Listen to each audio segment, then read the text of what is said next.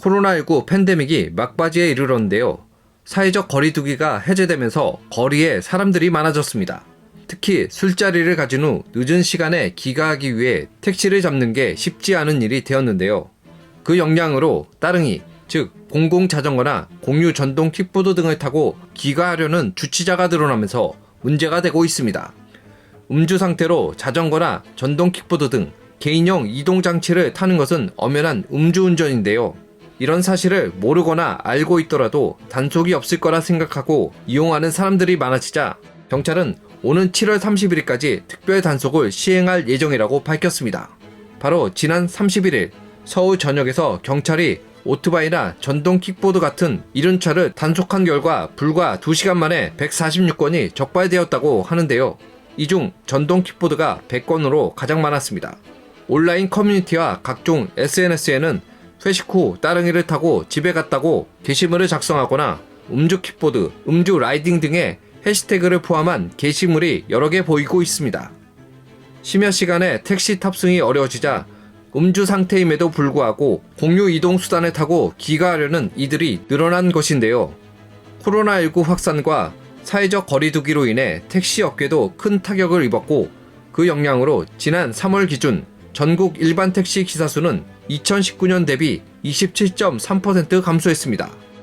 그렇기에 사회적 거리두기가 해제된 지금 늦은 밤 택시를 잡는 게 더욱 힘들어졌습니다. 경찰에 따르면 올해 1월부터 이달 20일까지 이륜차, 자전거, 퍼스널 모빌리티 PM, 즉 개인형 이동수단 관련 교통사망 사고자는 지난해 같은 기간보다 무려 47.1%가 증가했습니다.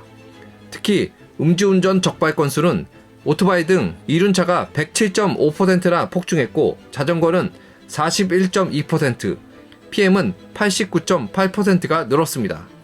특히 거리두기 해제 이후 음주 킥보드 적발 건수가 크게 늘었는데요.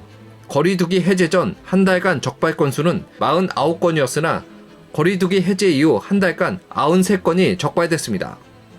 경찰은 술을 마신 뒤 자전거, 전동 킥보드에 탑승하는 것은 엄연한 음주운전이라고 밝혔습니다. 혈중 알코올 농도가 0.03%가 넘는 상태로 자전거를 운전할 경우 적발 시 3만원의 범칙금이 부과됩니다. 그리고 PM을 음주 상태로 운전하는 경우 처벌이 더 무거운데요. 적발 시 범칙금 10만원이 부과되며 1년간 면허를 재취득할 수 없습니다. 그리고 안전모를 착용하지 않을 경우에도 범칙금 2만원이 부과됩니다.